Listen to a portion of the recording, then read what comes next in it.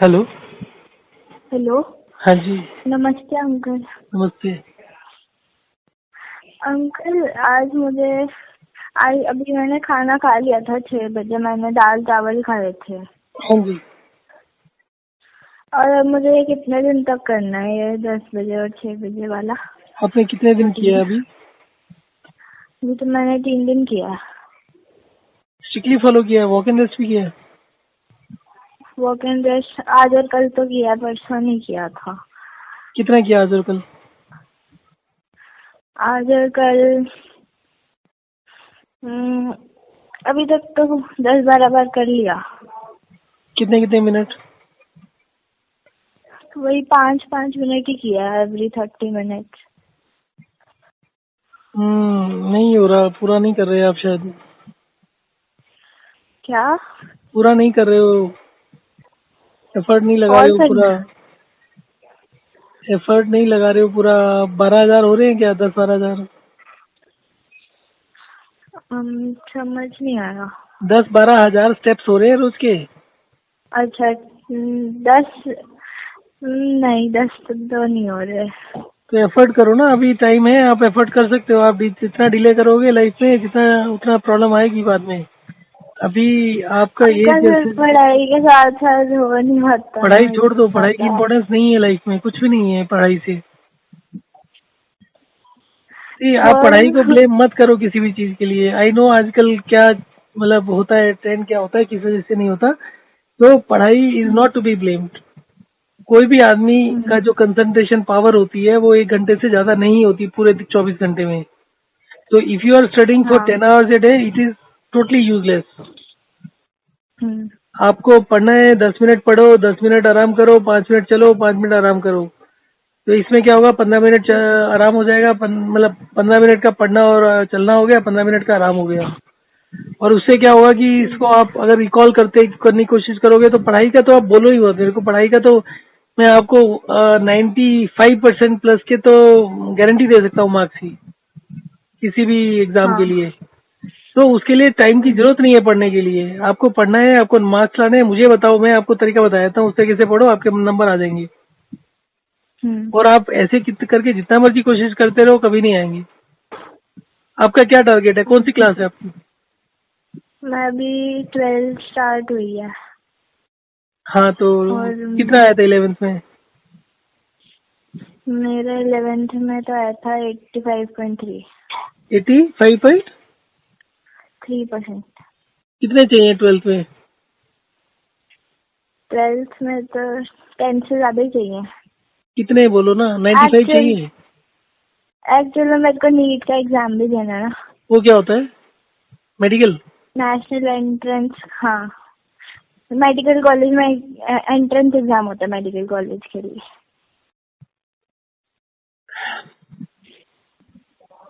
आपके पास अभी क्या क्या सब्जेक्ट है? फिजिक्स, केमिस्ट्री और बायोलॉजी। पेपर तो मेरा 2021 में है। हाँ, आई नो। अभी हम्म। आपका ईयर शुरू हुआ है। तो आप क्या कर रहे हो? कोचिंग ले रहे हो क्या? हम्म। कोचिंग ले रहे हो क्या?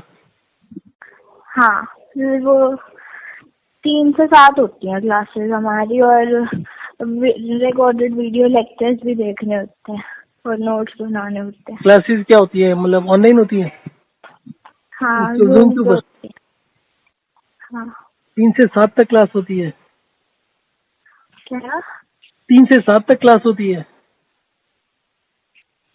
एक आवाज कट रही है, 1 मिनट। मैं दोबारा करता हूँ। क्या कह रहे थे? अभी आ रही है आवाज? हाँ जी। है? हाँ, अब आ रही है, अब आ रही है। क्या? अब आ रही है आवाज। 3 से 7 होती है क्लास? हाँ हाँ, 3 to 7, 10, 7-10। बीच में 20-20 मिनट्स का गैप होता है, 3 क्लासेस होती हैं। आपके 10th में कितने आए थे मार्क्स? 10th में मेरे आए थे 93.8%। आपका शुरू से ट्रैक रिकॉर्ड अच्छा है? हाँ। ये नीट की एग्जाम कब है? 2021 की मई में शायद, डिले भी हो सकता है, पता नहीं। ये जो आपके 4 घंटे की क्लासेस हो रही है, कोचिंग ले रहे हो कहीं से? हाँ, ये कोचिंग के टीचर्स पढ़ा रहे हैं लाइव। देखो, मैं आपसे पढ़ाई के बारे में बात तो नहीं हुई ना पहले? नहीं। देखो, मैं आपको 2-3 चीजें बताता हूँ। एक होता है कंसंट्रेशन, स्पैन ऑफ कंसंट्रेशन, कि आप कितनी देर तक अपने ब्रेन को कंसंट्रेट कर सकते हो, दिमाग को कितना कर सकते हो एक टाइम पर। आपका जो साइंस है that says you can not concentrate for more than 8 seconds, और जो 8 सेकेंड्स है ना, वो भी किसी ने, एक साइंटिस्ट ने क्लेम किया था काफी पहले, 8 सेकेंड्स। ठीक है, तो हाँ, पर ये भी अभी डिस्प्यूटेड है, अभी इसको भी कह रहे हैं इतना भी कंसंट्रेट नहीं कर सकते हो। अच्छा, मतलब माइंड में कोई थॉट ना आए। हाँ, और आप भी कंसंट्रेशन मोड में हो, तो आप अगर 1 घंटे की क्लास ले रहे हो तो you are not in the peak concentration at all, और एक स्टेज ऐसी आती है जब वो माइनस में चले जाता है। दूसरा प्रॉब्लम ये होता है कि आपकी जो एनालिटिक पावर होती है वो पावर डिपेंड करती है कि आप कितना रेस्ट लेते हो बीच में। अच्छा। और एक होता है डीप मेमोरी। एक तो होता है आपका, अभी आपने सुना, अभी याद हो गया आपको, ठीक है? अभी आपसे अभी मैं बात कर रहा हूँ, आपको अभी सब कुछ लग रहा है, आ रहा है, पर अगर 10 मिनट बाद पूछेंगे तो 90% चीजें भूल चुकी होंगी आपको। तो उसको क्या होता है, डीप कंसंट्रेशन में जाने के लिए you need lot of time. तो जो पढ़ाई करने का जो सही तरीका होता है वो होता है, आपने किसी टॉपिक को पढ़ना है तो उसका हेडिंग जब पढ़ोगे तो वो पीक कंसंट्रेशन मोड में होगा। हेडिंग पढ़ने के बाद में अपने आप से उसको विजुलाइज करो, सोचो, उस हेडिंग से अंदाजा लगाओ कि आपने आज तक जो पढ़ा हुआ है वो किस किस चीज से रिलेट करता है। फिर हेडिंग के अंदर क्या होना चाहिए उसको थोड़ा सा सोचने की कोशिश करो। नहीं आता कुछ बात नहीं, तो किसी भी हेडिंग को देखने के बाद 5 मिनट या 2-3 मिनट, 5 मिनट रेस्ट लेकर उसके बारे में सोचो। आपके पढ़ाई लिखाई का कोई भी फायदा नहीं है अनलेस एंटिल आप लाइफ में उसको यूज कर सको। हाँ, एप्लीकेशन। ठीक है, यूज करने के लिए आपको जो ब्रेन के अंदर ऑलरेडी मेमोरी होती है उसको रिट्रीव करना है, उसको रिट्रीव करके प्रोसेस करना है। जैसे कंप्यूटर में करते हैं, आपको कंप्यूटर का तो नॉलेज हो गई। आपका एक रैम होता है, एक हार्ड डिस्क होता है, एक प्रोसेसर होता है, ठीक है? तो आप इमीडिएटली कोई भी चीज रैम में डालते हो, प्रोसेसिंग करते हो और हार्ड डिस्क में स्टोर करते हो या हार्ड डिस्क से फेच करते हो पहले इन्फॉर्मेशन। ये होता है ना ट्रांजेक्शन, तो आपके ब्रेन का वर्किंग बिल्कुल वैसा होता है, ठीक है?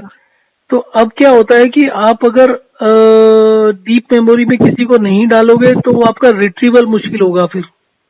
फिर क्या होगा कि इसलिए रिवीजन करते हैं। नहीं, रिवीजन का कोई फायदा नहीं है लाइफ में।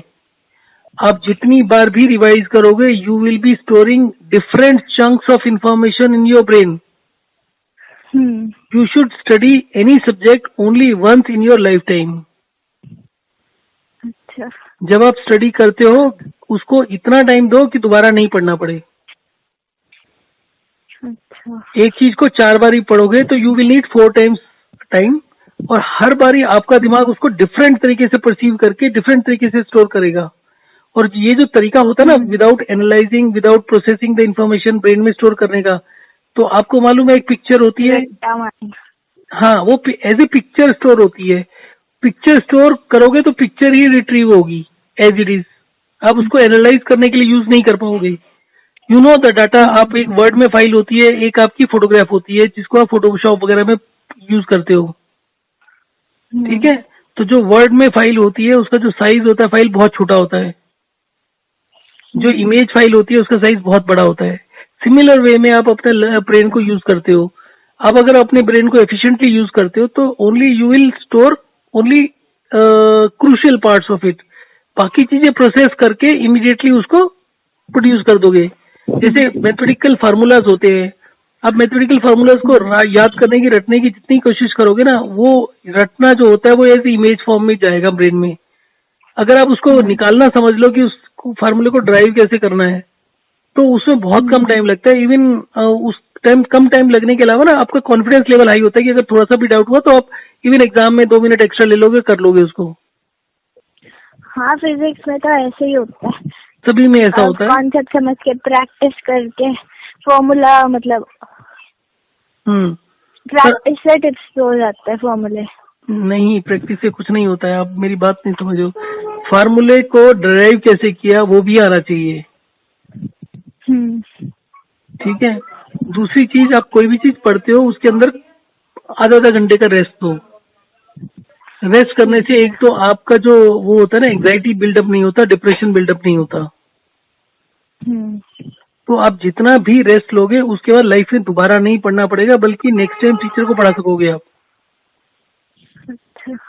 तो इसलिए ये जो प्रोसेसिंग और ये सब होता है ना, गड़बड़ होता है। मैं आपको एक एग्जांपल बताता हूँ। मेरी डॉटर ने तो कॉमर्स लिया था, मैथमेटिक्स विद कॉमर्स। ठीक है। अच्छा। तो she use to be an average student, 60-65% kind of, even less than that sometimes. तो उस 12th में किसी को भी अगर दिल्ली में एडमिशन चाहिए तो 95% से ऊपर चाहिए। हाँ। तो उसको 12th के लिए तैयार करना। 11th में हमारी बात शुरू हुई, मैंने कहा मैं जिस तरीके से पढ़ाता हूँ वैसे कर लो, कोई कोचिंग का जरूरत नहीं है। तो हमारा पहले दिन डिस्प्यूट हो गया। तो उसने बोला मैं अपने आप से पढ़ूंगी। अच्छा। तो फिर नहीं पढ़ाया उसको। तो फिर 11th के लास्ट में जाके जनवरी के बाद में उसको टेंशन हुई। तो जनवरी, फरवरी, मार्च ने एग्जाम तक पढ़ लिया मेरे से पढ़ लिया, मतलब जिस तरीके से मैंने बताया वैसे तैयारी कर लिया। तो 11th में उसके 70% आ गए। बट शी वॉज हैप्पी कि उसको उसमें टेंशन नहीं होती है, किसी चीज का एंग्जाइटी बिल्डअप नहीं होता। तो 12th का स्टार्टिंग से उसने वो करना शुरू किया। एंड हमारा एक ही प्रोटोकॉल था कि कभी किसी फ्रेंड के साथ नहीं डिस्कस करना स्टडीज के बारे में, कभी किसी टीचर से नहीं पढ़ना, कभी कोई कोचिंग नहीं लेना। किताब खोलो, अपने आप उसको समझो, नहीं समझ में आता 15 मिनट पढ़ो, एफर्ट कोशिश करो और किताब बंद करके लेट जाओ। मोबाइल यूज नहीं करना, टीवी नहीं देखना, वो सब नहीं करना। और उसके बाद में आधे घंटे बाद फिर उठो, फिर उसको अटेम्प्ट करो। ठीक है। टीचर से भी नहीं पूछना। नहीं, जब तक कोई चीज नहीं पढ़ी हुई, जब तक नहीं आता, स्कूल जाने की जरूरत नहीं है। और इनफैक्ट ऐसा कई बार हुआ कि मतलब जैसे मान लो कभी आज स्कूल में मालूम है ये वाला चैप्टर पढ़ाना है, वो नहीं पढ़ा हुआ, छुट्टी कर लो स्कूल से। अच्छा। तो उसका बल्कि 66-70% जो मिनिमम अटेंडेंस होती है उसी के आसपास थी। बहुत छुट्टियां कराई उसको। And she got 96% marks. 96। हाँ। और उसके लिए जो वो जो 4-5 दिन की छुट्टी होती है ना एग्जाम्स के बीच में, डिफरेंट पेपर्स के बीच में, तो उसमें भी she used to take it very easy. 9-10 बजे रात को सो जाना। और उसके बाद जो भी टीवी पर मूवीज वगैरह आती हैं, इवन जिस दिन एग्जाम है उस दिन भी देखते थे। कोई टेंशन नहीं थी उस पीरियड में। वो भी ये जो 2-4% भी मिस हुए ना, वो सिली मिस्टेक्स होता है, ओवर कॉन्फिडेंस की वजह से मिस हुआ। अदरवाइज हमारा टारगेट 99% का था। अगर आप इसको कूलली सिस्टमेटिकली समझते हो ना इस सिस्टम को, तो this is very very effective. Time आपका 1/4 टाइम, जितना टाइम अभी लगा रहे हो ना, उसके 1/4 टाइम में आपके 99% मार्क्स आ जाएंगे। क्योंकि कॉमर्स में तो इतना स्कोरिंग सब्जेक्ट नहीं होता है। फिजिक्स, केमिस्ट्री, बायोलॉजी तीनों में अगर सही लिख रहे हो तो आपके 100% आएंगे। हाँ। उसके एक सब्जेक्ट में 100 मार्क्स थे, बाकी चारों में 95 थे। अच्छा। अच्छा स्कोर है। हाँ, आप आराम से स्कोर कर सकते हो। आप इस बात को समझो।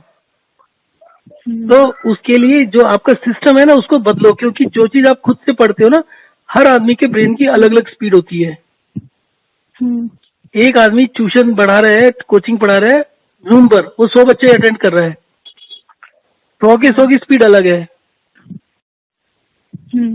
ठीक है। इंफॉर्मेशन प्रोसेस करना है, एनालाइज करना है, सेम स्पीड पे पढ़ाते हैं सबको। हाँ। तो उसका कोई यूज ही नहीं है। वो you are wasting your time and money both. किसी से दुनिया में पढ़ने की जरूरत नहीं है। अब 5वीं क्लास के बाद जो बुक्स होती है ना, जो आपकी सीबीएसई की बुक्स होती है, वो काफी एक्सप्लेनेटरी और काफी होती है। उसको ढंग से आराम से मैंने भी देखा है कई एग्जांपल्स जिन्होंने बिना कोचिंग के मतलब एम्स भी क्रैक किया। कोचिंग मतलब एक स्टिग्मा है कि कोचिंग जाना जरूरी है। ऐसे बहुत ही गलत परसेप्शन है आपके पास। You still have almost 1 year. जब आप इस सिस्टम पर आते हो ना, एक लड़का और है तो वो भी हेल्थ के बारे में बात करता है। मुझे याद नहीं एसिडिटी था क्या था उसका प्रॉब्लम, सो उससे भी करीब 20-25 दिन पहले बात हुआ था, तो I told him about the same thing. He said कि मुझे पढ़ना होता है, उसमें टाइम लगता है एंड ऑल दैट। तो I told him the same thing. तो उसको ये बोला कि तुम जो भी, जैसे उसके सब्जेक्ट आर्ट्स वगैरह साइड से है, तो वो जैसे हिस्ट्री वगैरह करना होता है, तो उसको सेम चीज बोला हुआ है कि भैया कोई भी काम होता है उसको 15 मिनट पढ़ो, 15 मिनट रेस्ट करो, रिकॉल करो क्या पढ़ा था, और जो पुराना इन्फॉर्मेशन है उससे उसको किसी तरीके से रिलेट करने की कोशिश करो।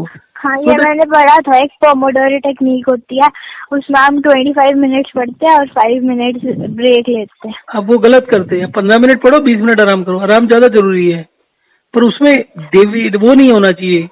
और आराम करने का होना भी चाहिए, डेविएशन, होना वो चाहिए, डाइवर्जन नहीं होना चाहिए। कुछ और काम नहीं करना है आपको, ना म्यूजिक सुनना है ना कुछ। डिस्ट्रैक्शन नहीं चाहिए। हाँ, हाँ, आपको जैसे पहले तो 5 मिनट आंखें बंद करके लेट जाओ और पढ़ाई के बारे में सोचो ही मत। वो गैप आ गया, अब 5 मिनट और रिकॉल करना शुरू करो। फिर रिकॉल करने के बाद उस इंफॉर्मेशन को पुराने जो पढ़ा हुआ है उससे लिंक करो, और फिर उसको एनालाइज करो, दोनों को इकट्ठा करके, और ये सोचने की कोशिश करो कि लाइफ में इसको यूज वो कहाँ करोगे। परमानेंट मेमोरी बन जाती है, हाँ लिंक करके। हाँ, फिर उसको आप दुनिया में किसी को भी पढ़ा सकते हो। अच्छा। और ये जो सिस्टम है आप कभी भी ट्राई कर लो। अगर आप, मैं आपको एक एग्जांपल देता हूँ। आज से बहुत साल पहले मेरा लड़का उस समय था शायद 5th स्टैंडर्ड में, तो उस दिनों PS2 वगैरह चलते थे बहुत, जो गेम्स वगैरह होते हैं टीवी वगैरह वाले। तो वो सुबह से PS2 खेल रहे थे, 4-5 घंटे हो गए। उसके बाद जी मेरी वाइफ ने बोलना शुरू कर दिया उसको कि भैया सुबह से तुम खेल रहे हो, दोपहर हो गई, 5 घंटे हो गए, अब तुम पढ़ लो। तो मैंने कहा खेलने के अंदर दिमाग इतना खराब हो चुका है इसका, अब ये पढ़ेगा, it is will be complete wastage of time. तो she did not listen to that. तो मैंने कहा चलो मैं तुमको एक एक्सपेरिमेंट करके बताता हूँ। मैंने क्या बोला अपने लड़के को कि भाई ये हेडिंग्स है हिस्ट्री की बुक्स की, 2-2 वर्ड्स की हैं, ठीक है, 5 हेडिंग है, तो इस 5 हेडिंग को याद करके दिखा दो, टेक योर टाइम, ठीक है। तो उसे 5 हेडिंग को करने का कहा, ठीक है मैं बताता हूँ, ठीक है जी बता दो। तो कभी 3 बताई, कभी 4 बताई, फिर दोबारा से दे दिया, फिर दोबारा याद कर लो, फिर दोबारा याद कर लो।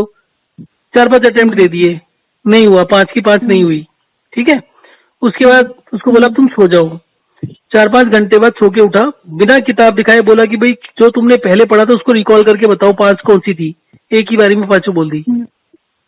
अब समझ लो, अच्छा। जितना ब्रेन हीटेड होता है, जितना थका होता है ना, उतना आपको जो इन्फॉर्मेशन इवन रेडिली अवेलेबल है वो उसको ठीक से रिट्रीव नहीं कर पाता। Even retrieval and storing both are important. हमें लगता है कि हमें याद है तो हम रिट्रीव आसानी से कर सकते हैं, जबकि याद तो उसको पहले हो गया और रिट्रीव भी नहीं कर पा रहा था, इतना ज्यादा प्रॉब्लम हो रही थी। तो हमें जो रिट्रीवल और ये उसे रिट्रीव करना, उसको स्टोर करना और उसको यूज कर पाना, उसका हमें नॉलेज नहीं है। एक बार वो आप परफेक्ट कर लो, आपको 15 दिन लगते हैं इसमें। तो मैं एक दूसरे लड़के को बताया था, तो he also call 2-3 days back, तो वो कहता जी मैंने उसको यूज करके देखा है, तो 15 दिन पहले भी पढ़ा होता है ना, वो आज भी मेरे को एज इट इज एकदम क्रिस्टल क्लियर होता है। इसमें जरा 11th 12th दोनों का सिलेबस आता है, तो इतना सारा याद रखना पड़ता है। I understand that part. देखो जितने भी एग्जाम्स होते हैं ना, कम्पिटिटिव एग्जाम्स होते हैं, कैट के एग्जाम होते हैं, मैनेजमेंट के जो होते हैं, टॉप कोर्सेज जो होते हैं, उसमें भी आपके 5th स्टैंडर्ड 6th स्टैंडर्ड के क्वेश्चन आते हैं मैथमेटिक्स के, और लोग उसी में फेल होते हैं। अब 5th 6th में जो कर चुके हो ना, उसी की एप्लीकेशन जब आती है वहां फेल हो जाते हैं। आज भी आपको मैं 6 के कुछ क्वेश्चन दे दूंगा, 8 के दे दूंगा, आप नहीं कर पाओगे। हाँ। So what is the use of studying in that fashion, जो आप 12th में आप 8th का नहीं कर पाओ, तो उसका क्या फायदा है। तो हमारे जो स्कूलिंग सिस्टम है उसमें इसको फोकस ही नहीं किया जाता। और कोचिंग में आप 4 घंटे जो वेस्ट कर रहे हो, वो सेल्फ स्टडी करोगे ना 4 घंटे में, 2 घंटे पढ़ोगे और 2 घंटे रेस्ट करोगे, तो आपकी हेल्थ भी और ब्रेन का हेल्थ भी, मेरा मानना ये है, हेल्थ तो इसी वजह से खराब होती है, ज्यादा देर तक बैठे रहते हैं और सोच, मतलब ब्रेन भी ऑक्यूपाइड रहता है। मैं आपको एक दूसरी बात बताता हूँ इसके बारे में, क्या था वो, क्लिक कर गया। This is very important aspect. ये जो कोचिंग में बहुत टाइम वेस्ट होता है आपका, बहुत, और यूजलेस होता है इसमें। मैं आपको इवन ये जो कोचिंग वाले होते हैं ना, टीचर्स वगैरह होते हैं, मैं इन्हीं की एक बताता हूँ स्टोरी। ऐसे ही मैं एक बार बैठा था, याहू आंसर्स होते थे पहले, तो उसमें मैथमेटिक्स का एक स्पीड एंड डिस्टेंस का क्वेश्चन था। बड़ा सिंपल सा क्वेश्चन था। तो मैंने देखा, तो कॉपी पेंसिल लिया, मैंने 2-3 मिनट में उसको सॉल्व कर दिया। उसके बाद में वो एक डिफरेंट टाइप का क्वेश्चन था, उस टाइप के क्वेश्चन आपके सिलेबस में नहीं थे 10th के, बट था वो सिंपल ही। तो मैंने क्या किया कि मैंने ना अपने लड़के को बोला कि अपने टीचर से ये क्वेश्चन पूछ लेना कि भाई तुम्हारे उस समय स्पीड डिस्टेंस का होता था उस समय। उसने पूछा, टीचर से नहीं हुआ। फिर मैंने अपने ब्रदर के लड़के को बोला कि तुम अपने टीचर से पूछो, अपने जहाँ ट्यूशन पढ़ते उससे पूछो। तो जिससे कोचिंग लेते थे उससे पूछा, उससे भी नहीं हुआ। उससे टीचर से पूछा, टीचर से भी नहीं हुआ। फिर टीचर ने ना टाइम ले लिया, तो कि मैं बाद में बताती हूँ। फिर 2 दिन बाद उसने पता नहीं बताया 2 दिन बाद उसने, तो उसका किसी फ्रेंड ने बोल दिया जी इसके पास तो सोल्यूशन पहले ही था, तो आपसे वैसे ही पंगा लेता था। तो वो नाराज हो गई टीचर। तो what all I am saying is, हमें इम्पोर्टेंस होनी चाहिए इन्फॉर्मेशन को, मतलब जो भी नॉलेज हम गेन करते हैं उसको यूज करने की। तो बेटर ये है, आपके पास बहुत टाइम है, 15 दिन लगते हैं यूज टू होते हुए। शुरू में लगता है यार सिलेबस बहुत ज्यादा है, ऐसे तो बहुत कम होगी study, but better self study होती है। बाकी आपकी मर्जी। आप इतना टाइम लगा रहे हो तो आई कैन अंडरस्टैंड कि आपके ऊपर भी प्रेशर बहुत है, but what I am saying is also very very useful thing. और लाइफ में इतना इम्पोर्टेंस किसी को। अच्छा हाँ, जो दूसरी बात मैं बोल रहा था, आप एक बात क्लियरली समझ लो कि जितने बच्चे पूरे हिंदुस्तान के अंदर या पूरी दुनिया में होते हैं ना, जिनके 95% से ऊपर मार्क्स आते हैं, 99% बच्चों की मेंटल हेल्थ बहुत खराब होती है। They are not capable of socialising even. तो उस लाइफ का कोई फायदा नहीं है। इंट्रोवर्ट होते हैं मोस्टली। इट्स नॉट, इंट्रोवर्ट होना खराब नहीं है, वो एक नॉर्मल बींग्स नहीं होते। आपको मालूम होगा, लाइक बहुत से लोग जो मतलब टॉपर रहते हैं वो सुसाइड भी करते हैं, इतना परेशान रहते हैं, डिप्रेशन नहीं हैंडल होता, मेंटल जो माइंड होता है वो भी बहुत एनर्जी कंज्यूम मोस्टली होता है। कोटा में स्टूडेंट्स करते हैं, जब टेस्ट में कम मार्क्स आते हैं तब। बहुत सारी कॉम्प्लिकेशंस होती हैं। बहुत से नोबेल प्राइज विनर्स की कहानी है कि बाप को नोबेल प्राइज मिला, बेटे को नोबेल प्राइज मिला, दोनों ने सुसाइड कर ली अलग अलग टाइम पर, नॉट सेम टाइम। सो भाई ये जितना भी चीजें होती हैं, ये सारी की सारी चीजें बहुत कॉम्प्लेक्स होती हैं। इतना प्रेशराइज किया जाता है, बच्चे पागल हो जाते हैं। मान लो आपके 85% मार्क्स से आपके मतलब आप बहुत ज्यादा डिस्टेंस पर नहीं हो, 85 इज गुड इन 11th और 10th में आपके 93 थे, विच इज गुड। बट अगर बाई चांस आपके किसी कंपटीशन में नहीं होता तो आपका पूरा करियर खत्म हो जाता है। तो मेरा अप्रोच तो ये है कि जो आपका कैपेबिलिटी है, जहां पर आप बहुत कंफर्टेबल हो, उससे छोटी चीज ट्राई करनी चाहिए, ताकि आप बार बार एक बार करियर चेंज करते रहो। आज ये कर रहे हो, कल मान लो मैनेजमेंट में जाने की कोशिश करो, कुछ और करो, तो फ्रस्ट्रेशन सी हो जाती है, डिप्रेशन हो जाता है लाइन चेंज करने पर। बट एनीवे, अभी तो आपने 12th कर लिया, तो 12th कर रहे हो तो आप ये वाला सेल्फ स्टडी वाला अप्रोच लेके देखो। 1 महीने के बाद आपको बहुत शांति मिलेगी और आपको ऐसा होगा कि आप लाइफ को भी एंजॉय कर पा रहे हो, टाइम ही टाइम है। मुश्किल नहीं है जो भी आप करना चाहते हो। It's only need is to be confident and organise your brain properly. आपको फ्रेंकली बताऊं तो मेरी डॉटर का जो वो एक कॉमन सेंस होता है ना, एक अप्रोच होती है पढ़ने लिखने, वो अप्रोच भी नहीं था। आप लोगों का तो फिर भी बहुत। टीचर्स हमें पढ़ाते हैं, वो इतना सारा इतने सारे टॉपिक्स एक क्लास में बता देते हैं, उसमें से कितने परसेंट। आपको क्या लगता है कितने परसेंट टीचर होते हैं जो मेंटली स्टेबल होते हैं और मेंटली ठीक होते हैं? मेरे ख्याल से तो 1% भी टीचर नहीं होते। आगे आधे से ज्यादा टीचर तो पागल होते हैं। भाई आप बच्चों के साथ मेरे 4 टीचर है, उनमें से मेरे 4 टीचर है, मतलब एक कोचिंग में फिजिक्स, केमिस्ट्री, बॉटनी और जूलॉजी, चारों के अलग है, और उसमें सिर्फ केमिस्ट्री वाले सर हैं। मुझे वो लगता है कि उनकी मेंटल हेल्थ स्टेबल है। बाकी हिले हुए हैं। वो मतलब ज्यादा इरिटेट भी नहीं होते और गुस्सा भी नहीं करते। आप समझ रहे हो ना जो बात मैं कह रहा हूँ? और अभी थोड़ा सा आपको लगता है ना, क्योंकि आपका अपना एक लेवल ऑफ अंडरस्टैंडिंग और नॉलेज है, हो सकता है वो भी परफेक्ट नहीं हो। इन लोगों का क्या होता है कि इन्होंने इतना पढ़ा हुआ है तो इनके पास बहुत टाइम होता है आगे ग्रो करने का। तो जो पढ़ा रहे होते हैं उनको उसी से वो लाइफ वहीं खत्म हो जाती है। अब अगर मैं अपने आप को लेके चलूं, मैंने लाइफ में कुछ पढ़ा हुआ है, स्पेशलाइजेशन मेरा कुछ है, मैं आज कुछ और कर रहा हूँ, कल मैं कुछ और भी कर लेता हूँ। तो वी आर वेरी फ्लेक्सिबल, और ये लोग फ्लेक्सिबल नहीं होते। इन लोगों का अप्रोच लाइफ में बहुत ही वो हो जाता है, नैरो हो जाती है। टीचर्स की। तो टीचर्स और कोचिंग वाले बहुत ग्रेट नहीं होते हैं। एनीवे, आप सेल्फ स्टडी के बारे में सोच के देखो seriously, you will be much better placed. ठीक है। और एनीवे, अब बात हो रही थी हमारी कमिंग बैक टू हेल्थ। हम्म। अब कमिंग बैक टू हेल्थ, सो ये जो वॉक एंड रेस्ट है ना, 8,000 स्टेप्स बहुत इंपॉर्टेंट चीज है। 8,000 हाँ मिनिमम। हाँ, ये बहुत इंपॉर्टेंट है। मैं आपको पुश नहीं कर रहा हूँ 12 के लिए, 8 minimum is very very essential. उसके लिए आपको पढ़ाई सेक्रीफाइस करना पड़े तो भी कर दो। और अगर सेल्फ स्टडी के बारे में सोच के देखो, आपके 4 घंटे बचेंगे, 4 में से 2 घंटे भी पढ़ लोगे ना, हाँ। तो आपको बहुत फायदा होगा। सोच के देखो कल बात आजकल तो मेरा ध्यान ही इसी तरफ रहता है। अब कंफ्यूज रहोगे ना, मतलब आपके अलग अलग प्रायोरिटीज है, उस प्रायोरिटीज की वजह से बहुत दिक्कत चेंज आती होती है। रहती है। हाँ, और फिर फ्रस्ट्रेशन होती है ना कि आप एंजॉय भी नहीं कर पाते लाइफ को। जबकि आप सेल्फ स्टडी में बहुत टाइम होता है, आप एंजॉय भी कर सकते हो, सब कुछ कर सकते हो। मेरा मतलब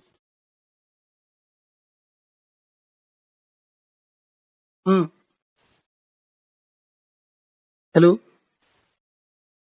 आवाज नहीं आ रही। Hello hello hello hello. Hello, हाँ जी। मैं ये कह रही थी कि आजकल मेरा ध्यान इसमें डाइवर्ट हुआ पड़ा है। आप घर में बात करेंगे, आपके घर में बहुत प्रेशर है कि आपको ये सब करना है? नहीं, ऐसा तो पढ़ाई की बात नहीं कर रही मैं। ये PCOS पे रिसर्च करती रहती हूँ गूगल पे। उसको छोड़ो, आप इसको जो बता रहा हूँ, I don't know why it's taking more time, but it should work. आपको पहले तो ठीक चल रहा था ना, अभी से प्रॉब्लम हुई ना 1-2 महीने से? 1-2 महीने से प्रॉब्लम है ना? नहीं, पहले जैसे मैंने आपको बताया था कि 9th क्लास तक तो सही था, मतलब 28 डेज तक ही था। पर फिर 10th क्लास में जैसे एक महीना डिले हो जाता था कभी, और फिर 11th में तो अगस्त तक तो सही था। 2019 में अगस्त तक तो सही था। उसके बाद फिर नवंबर में मतलब 2 महीने का गैप हो गया था। उसके बाद फिर 3 महीने का, फिर मार्च में मैंने होम्योपैथिक मेडिसिन ली थी, उससे आए थे। फिर अब अप्रैल में नहीं आए, उससे तो मैंने वो छोड़ ही दी। फिर अपने बात से छोड़ देना। और फिर मतलब अगर वो काम कर रही होती तो, और जब मैंने अल्ट्रासाउंड कराया था ना, तो ना एक ओवरी में DF लिखा हुआ था अल्ट्रासाउंड में। तो मैंने सर्च किया तो उसमें डेवलपिंग फॉलिकल आ रहा था। तो फिर मुझे ये भी डाउट हुआ कि दवाई काम भी करी है या अपने आप ही आया। आप कितना टाइम इसको फोकस कर रहे हो? आपको जो मैं देखो, आपको मैं जो चीज बता रहा हूँ ना, मेरे पास बहुत ज्यादा लोग नहीं है, पेशेंट्स नहीं है। मेरे पास जो एग्जांपल्स हैं वो 7-8-10 लोगों का है सिर्फ, but the results are really really surprising. पर ना जैसे मैंने अपनी कजन सिस्टर को बताया था ना, वो उनकी मम्मा ने मना कर दिया। उनको ना जैसे बिलीव नहीं हुआ, मतलब इतने सिंपल से प्रोसीजर से भी ठीक हो सकता है। मतलब लोगों को बिलीव और फेथ करना बहुत मुश्किल होता है। पर आप भी अभी टाइम लगा रहे हो ना, साइंस की नॉलेज नहीं है। आप जो इसमें वो लगा रहे हो ना, मतलब इसमें जो ढूंढने में सर्च कर रहे हो, आपको इसमें कुछ नहीं मिलेगा। मैं PCOS के ऊपर कोरा पर लिखता हूँ, ठीक है? कोरा के ऊपर, हाँ, कोरा के ऊपर मेरा शायद आज की डेट में भी, मैं अब तो मैंने करीब 1 साल से लिखना भी बंद किया हुआ है, तो अभी भी I am at this level of 1 और 2 टॉप पर हूँ, या मेरे ख्याल से नंबर 2 होगा या नंबर 3 होगा। और ये स्टेटस पिछले 2-3 साल से चल रहा है मेरा। तो आप उसी से अंदाजा लगा सकते हैं, हार्मोन वगैरह सबकी बातें करते हैं। मेरे पास ऐसे ऐसे रिजल्ट्स हैं, even on the male side also, जो भी इश्यूज होते हैं ना, 24 आवर्स में उनको all of a sudden change होता है। तो आपका जो टाइम लग रहा है, चेंज तो होता है। आपका जो टाइम लग रहा है, क्योंकि जब से मैंने ये स्टार्ट किया ना, तो मेरे फेस पे पिंपल्स नहीं आए थे, और बस 1-2 दिन पहले 1-2 आ गए थे, वो भी सिस्टिक नहीं थे, बम्प्स ही थे।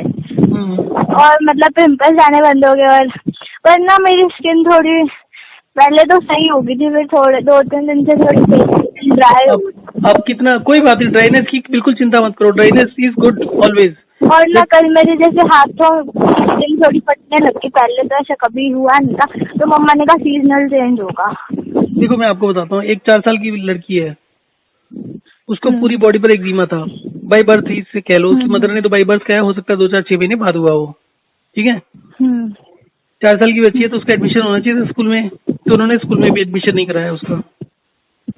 1 अप्रैल को उन्होंने कांटेक्ट किया मेरे से, ठीक है। हाँ, वो आपने एक वीडियो में, डैंड्रफ वाली वीडियो में भी बताया था ना, मैंने वो देखी थी। हाँ बट फोटोग्राफ्स तो मैंने उसमें लगाए थे, क्या कहते हैं, जो एक्जिमा की थी वो वीडियो थी, तो 1 अप्रैल को ही उसका वीडियो अच्छा। शायद डला, 1 2 3 के आसपास डला हुआ। तो आप एक्जिमा करके उसमें अगर आप सर्च करोगे ना, उसकी वीडियोस है हेल्थ 00771। अच्छा। तो आप उसके पहले 2 वीडियो देखोगे ना, तो 2 दिन के बाद उसकी जो फोटो भेजी उसमें 60-70% इम्प्रूवमेंट था। 4 साल से हाँ इलाज चल रहा है, एंड इट वॉज शॉकिंग हाँ इम्प्रूवमेंट विद इन 48 आवर्स, ठीक है। फिर हाँ। उसके बाद में जो एक्जिमा होता है, एक्जिमा के लिए जो भी मेडिसिन होती है, मॉइस्चराइजर्स होते हैं, बहुत कुछ होता है, उसका सारा का सारा एफर्ट होता है ज्यादा से ज्यादा उसको हाइड्रेट करने का। और मैंने उस बच्चे हाँ। का सारा पानी और लिक्विड बंद कराया हुआ है, ठीक है, बहुत कम कराया हुआ है, मतलब उसका क्योंकि एज कम है, तो उसका एवरेज जो है फ्लूइड इंटेक 200 ml होता है। जिस दिन बढ़ाना होता है 4 5 दिन में एक बारी, उसको 1 लीटर तक करना होता है। तो उसके बाद क्या हुआ कि वो कभी कहीं भी निकल आता था, मतलब जैसे एक दिन उसका सर एकदम क्लियर हो गया, सर में डैंड्रफ बिल्कुल जीरो हो गया। तो एक dandruff is also form of eczema only. तो वहां से एकदम जीरो हो गया, और जीरो होने के बाद में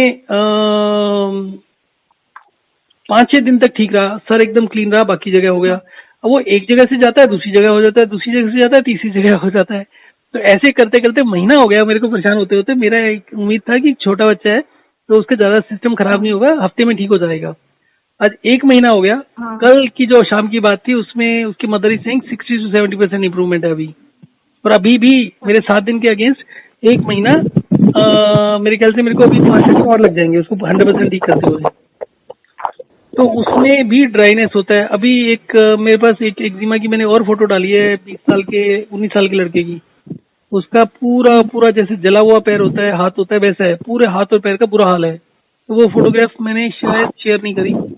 तो उसका 2 दिन के बाद फीडबैक था कि वो ड्राई होने लग गया। ड्राई होने का तो झड़ता है, उतर जाता है, क्लीन अप हो जाता है। अब ये उसको मॉइस्चराइजर लगा गया कि उसको जिंदा रखने में लगे रहते हैं। तो ये जो ड्राइनेस वगैरह, इसकी बिल्कुल चिंता मत करो, ये ड्राइनेस बहुत टेम्परेरी होती है। ड्राइनेस जब होगी ना, तो जितना भी फ्लूइड आपकी स्किन की कितनी लेयर्स होती हैं बाय द वे? हाँ, बहुत सारी होती है। 5 या 7 होती हैं शायद। सो आपकी जो स्किन की लेयर होती है, इसमें से एक नेचुरल ऑयल निकलता है, ठीक है, जो इसकी नीचे वो की तो लेयर। आपने बताया था, स्कैल्प में भी अगर ऑयल लगाओ और वो नेचुरल ऑयल फिर वहीं पे जम जाता है, इसलिए डैंड्रफ होता है। हाँ, परंतु उसका दूसरी प्रॉब्लम ये होती है कि जो आपकी स्किन होती है वो एक कॉस्मेटिक चीज होती है।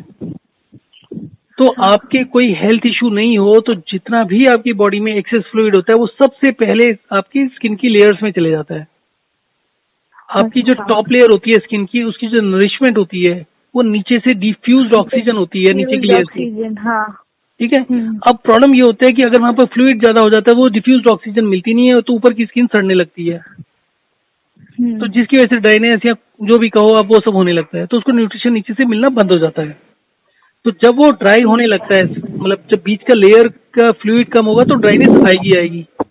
वो जब पूरा फ्लूइड वहां से खत्म हो जाएगा तो नीचे से नेचुरल ऑयल निकलना शुरू हो जाएगा और वो ड्राइनेस चली जाएगी। तो आपकी स्किन ग्लो करेगी और बेटर हो जाएगी। तो ड्राइनेस से घबराकर कभी ऑयल, कभी क्रीम, कभी कोई ट्रीटमेंट नहीं करना चाहिए उसका। 2 4 दिन होता है और ड्राई करो उसको, पूरा पानी वहां से खत्म कर दो स्किन की लेयर में से, and it will become healthy.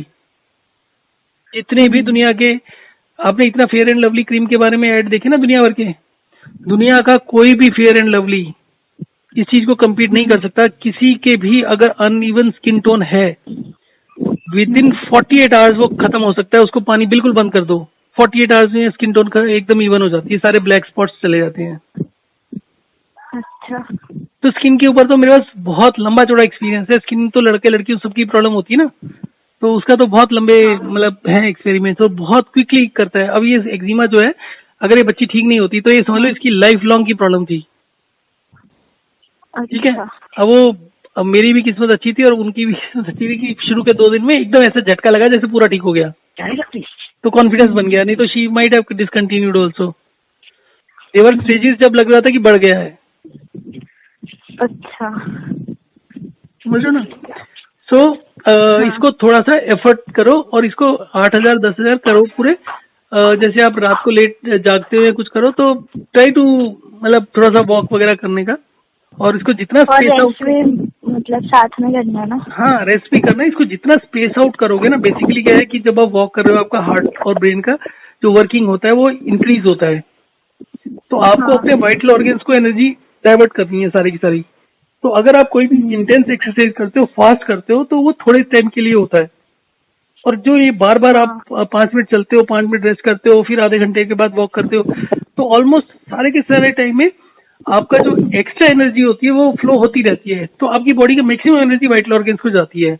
वो वाइटल ऑर्गन्स को जाने की वजह से वो पूरा जो आपका साइकिल होता है ना, मेटाबॉलिक साइकिल, जितना आपका एनर्जी वाइटल ऑर्गन्स को जाएगी उतना ज्यादा वो एनर्जी ज्यादा प्रोड्यूस कर पाएगी उसी खाने में से। अगर आप 3 रोटी खा रहे हो तो 3 रोटी में से मान लो 2,000 कैलोरी बन रही है आपकी बॉडी में, तो वो 2,500 बनेगी। अब जैसे 10 AM और 6 PM पे खाना है, पर मेरे को बीच में भूख लगती है तो मैं कुछ खा सकती हूँ? नहीं, the whole idea about that is to conserve the energy जो आपके वाइटल ऑर्गन्स के लिए है। तो आपको करना क्या है कि जैसे आप 10 बजे खाते हो तो 1 रोटी फालतू खाओ, 1.5 रोटी फालतू खाओ। तब तो भूख नहीं लगती मतलब। यही तो गलत कंसेप्ट है ना। भूख नहीं लगती तो एक दिन खाना मत खाओ तो अच्छे से भूख लगेगी। मैंने पिछले 2 दिन से खाना बंद किया हुआ था। मैं एक कंसेप्ट होता है वाटर फास्टिंग मैंने का। भी जब आपने कहा था ना कि 24 आवर्स के लिए नहीं खाना खाना, तो अगले दिन मैंने भी बहुत खाया था। नेक्स्ट डे ना? मतलब हाँ, तो मेरा अभी पिछले 48 आवर्स का जो फूड इंटेक था वाज वेरी वेरी लो, के मतलब पहले दिन तो सिर्फ एक दाल की कटोरी खाई थी और दूसरे दिन एक बनाना शेक लिया था और एक बनाना खाया था, बस पूरे दिन में। तो इतने के बाद में भी वॉक एंड रेस्ट चल रहा था पूरा दिन, तो 10-12 हजार 13,000 स्टेप हो जाते थे दिन के। तो उसके बाद भी the whole energy level was okay. आज सुबह नॉर्मली मैं 3 रोटी खाता हूँ, 6 खा गया आराम से और कोई भी डिस्कम्फर्ट नहीं हुआ। और उसके अलावा वेट भी फिर नहीं होता इंक्रीज तेजी से। हाँ, मेरा वेट भी कांस्टेंट है, जैसे डिक्रीज हुआ ही था।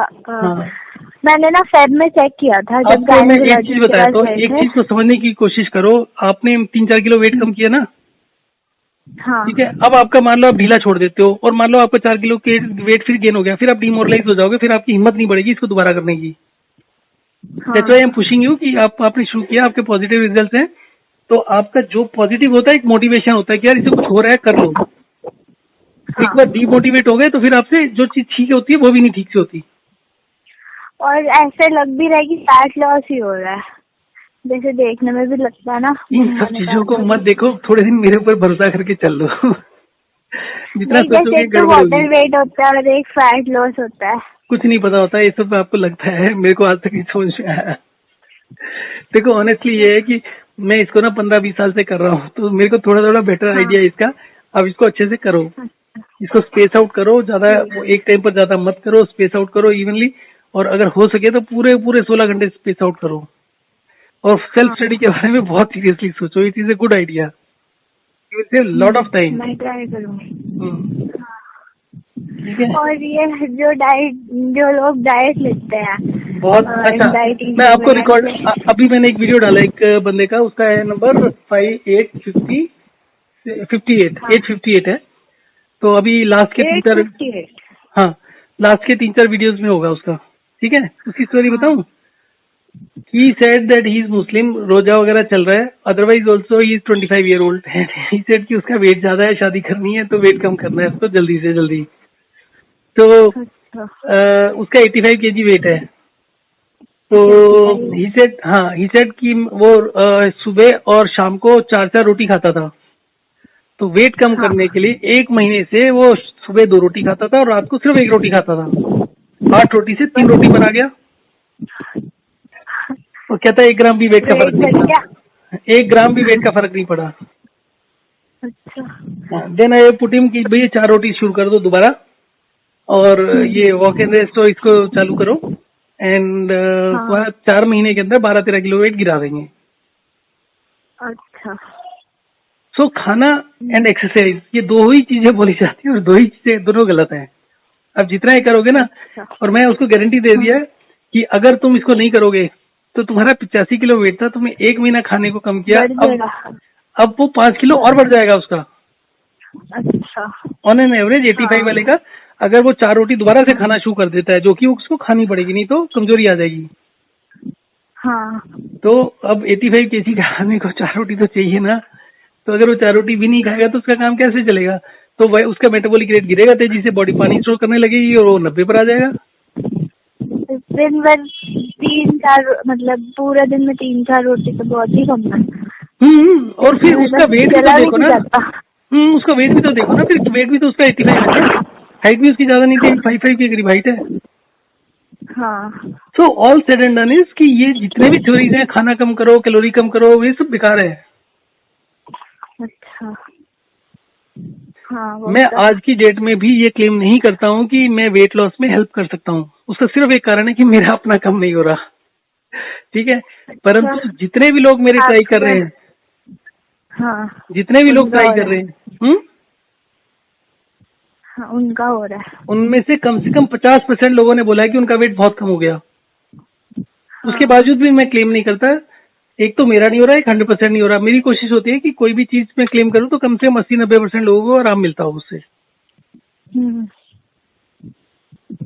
तो अब उम्मीद है अब मैं रिवर्स कर लूंगा। अच्छा। मेरा 5-6 किलो वेट तो बड़ी तेजी से फ्लक्चुएट कर जाता है। मतलब मेरे को 3 किलो वेट कम करना हो, मैं 3 दिन में कर लेता हूँ। पर वो जितनी, और ये भी नहीं है कि उसका मेंटेन भी हो जाएगा 15-20 दिन, पर उसके बाद परमानेंट नहीं रहता ना। वो इसलिए नहीं रहता ना। फिर उसके मैं जैसे वॉक एंड रेस्ट ही करना है, मैं उसी को लोगों को सीरियसली करने के बोलता हूँ, खुद ही नहीं करता। अब मेरे को काम ये होता है कि अभी आपसे जैसे लोगों से बात करते हैं, आपको पता है हाँ, मैं वीडियो डालता हूँ, फोन को रिकॉर्ड करके मोबाइल में उसको लैपटॉप कंप्यूटर में डालना, उसमें उसको वीडियो बनाना, उसके अपलोड करना, और उसके साथ बाद में रिसर्च भी करते हैं। हाँ कुछ ना कुछ नई बातें निकलती रहती है। कोई ना कोई नई बीमारी बताता है जिसका मतलब भी नहीं पता होता, जिसका नाम ही नहीं सुना। खतरनाक बीमारियां होती हैं बहुत। एक लेडी का कभी आया था, शी वाज फ्रॉम यूएसए, तो उसको पता नहीं क्या न्यूरोलॉजिकल नर्वस डिसऑर्डर पता नहीं क्या क्या चीज था, एंड शी वाज बेडरिडन। उसने 15 दिन में ठीक हो गई। अच्छा। तो वो जो हाँ। कई बार लोग पूछते हैं तो मुझे तो नाम भी नहीं पता होता क्या क्या बीमारियां हैं। हाँ, मेडिकल साइंस बेकार है। मैंने मम्मा को बोला था, जैसे मैंने आपको रिपोर्ट्स भी भेजी थी ना मम्मा की, जिसमें वो जो क्रिएटिव प्रोटीन होता है वो पॉजिटिव था और एरिथ्रोसाइट सेडिमेंटेशन रेट ज्यादा था।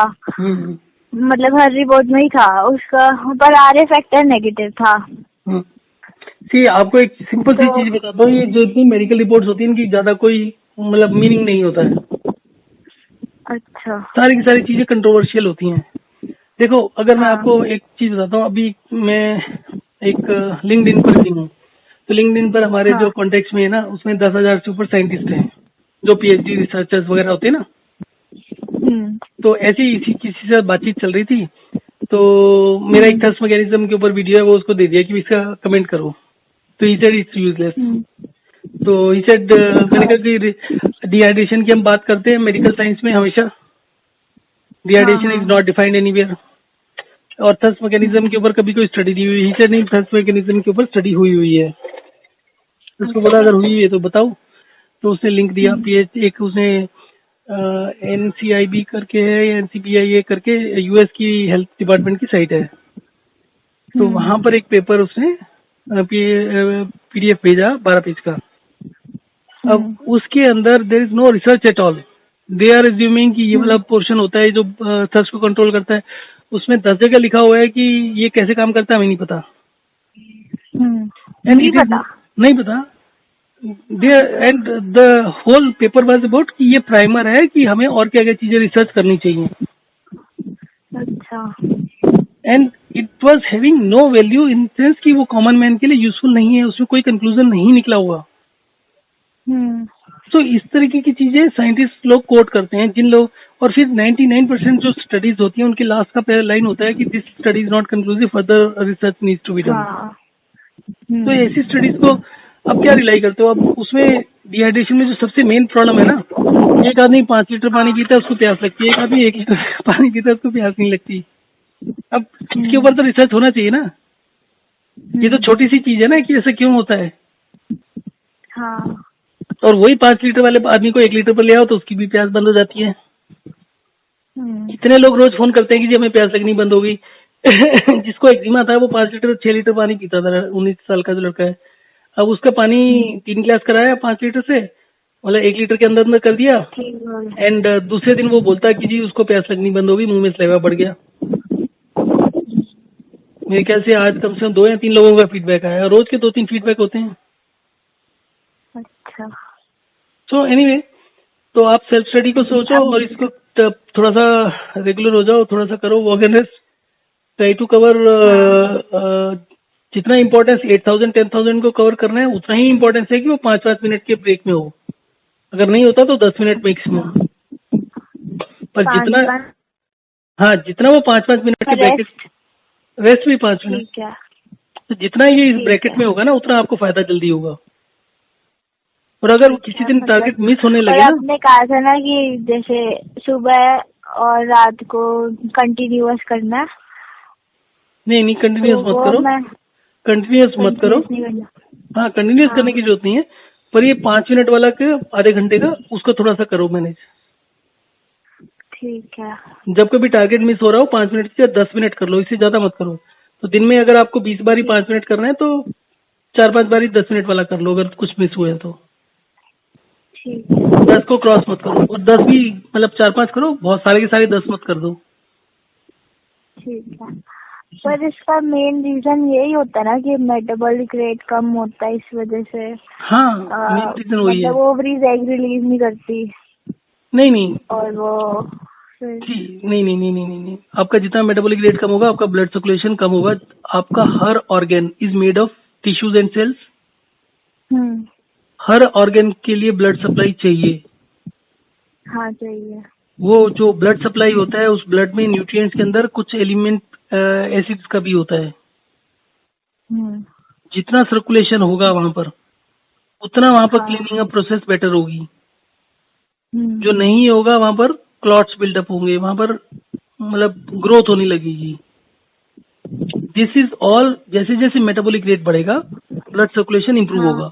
जैसे जैसे ब्लड सर्कुलेशन इंप्रूव होगा जो भी क्लॉट्स जो भी ग्रोथ होगी वो सब खत्म हो जाएगी। और ना मुझे एक बात बतानी थी, जैसे ना 1-2 दिन से ना, जैसे मेरे को ना फर्श पे बैठना पसंद है, तो मैं फर्श पे बैठ के जब उठती हूँ ना तो ऐसा लगता है कि मुझे चक्कर आने वाला है। पहले कभी नहीं आया मुझे ऐसे चक्कर वक्कर। 1-2 चीज करो, एक तो ब्लड प्रेशर अपना चेक करो, एक बार ब्लड शुगर भी चेक कर लो। अभी फास्टिंग इंसुलिन चेक कराई थी। वो तो नॉर्मल आई थी, थायराइड भी करा लिया था, वो भी नॉर्मल था। नहीं, ब्लड प्रेशर का इंस्ट्रूमेंट नहीं घर में?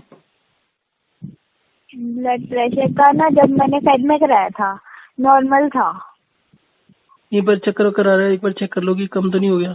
नहीं आया नहीं था, फिर मैंने उसके बाद जब खाना खा लिया ना तो नॉर्मल हो गया। क्या पहले नॉर्मल नहीं ऐसा था? लग रहा था। चक्कर आया नहीं? पहले नॉर्मली था, आया ही नहीं था। ऐसे जैसे जब मैं खड़ी हुई थी ना तब मुझे ऐसा लग रहा था कि चक्कर आने वाला है, पर आया नहीं। कोई नहीं, आप थोड़ा एफर्ट करो, थोड़ा सा वॉकिंग अपना बढ़ाओ, ठीक है? पहले जब मैंने स्टार्ट किया था ना तब तो एनर्जी इंक्रीज हो गई थी, जैसे अब 1-2 दिन से थोड़ा ढंग से हो नहीं पाया। जब ढंग से नहीं हो पा रहा उसी को, वही एक बॉटलनेक होती है, उसको तोड़ो। जब उसको तोड़ोगे तभी उसका एक बार आपने तोड़ दिया ना तो फिर आपको इजी लगने लगेगा। अगर आपको बीच बीच में रुक गए ना 2-2 दिन 4-4 दिन कि आपका एनर्जी नहीं लग रहा, वही चीज होती है जो जैसे आप रनिंग करना शुरू करते हो, जॉगिंग शुरू करो ना तो शुरू के 2 दिन हो जाती है, फिर तीसरे चौथे दिन आपको थकान होने लगती है, मसल्स में क्रैम्प पड़ने लगते हैं। वो अगर आप बैठ गए तो अगली बार फिर होगा वो, पर अगर वो 2-4 दिन उसके बाद आपने कवर कर लिए तो उसके बाद आप लाइफ पर जॉगिंग करते रहो, कभी क्रैम्प्स नहीं पड़ते। तो आपको रुकना नहीं है, ये बात समझो। ये 2-4 दिन की प्रॉब्लम है, 2-4 दिन आपने कर लिया तो आपके लिए कंफर्टेबल हो जाएगा। मुझे कितने बजे उठना चाहिए सुबह? आई थिंक आजकल गर्मी तो आएगी, मतलब नॉट 5 बजे पर 6, 6:30, 7 बजे तक is okay, not later than that. 6 बजे तक? 6 से 7 बजे एनीथिंग इज ओके। जैसे मैं 1 o'clock तक सोती हूँ, देखो एक ये उसके सबसे बाद बड़ी ना मेरे बीमारी को है। आजकल नींद भी ज्यादा आती है। नहीं, ये सबसे बड़ी बीमारी है लेट सोना। देखो मेरे पास वो, आपके पास भी स्मार्ट लॉक बैंड है, कुछ ना कुछ है आपके पास। हाँ हाँ। उसमें एक फंक्शन होता है डीप स्लीप का।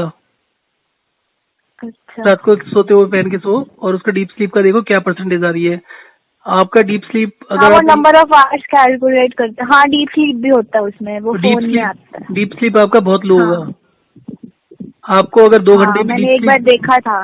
अगर आपको 2 घंटे भी डीप स्लीप आ जाए ना, तो you'll feel fresh and good. तो डीप स्लीप ही सबसे हम्म, इंपॉर्टेंट होती है, वो आपकी 1 घंटा भी नहीं होगी शायद। इसलिए ज्यादा नींद आती है।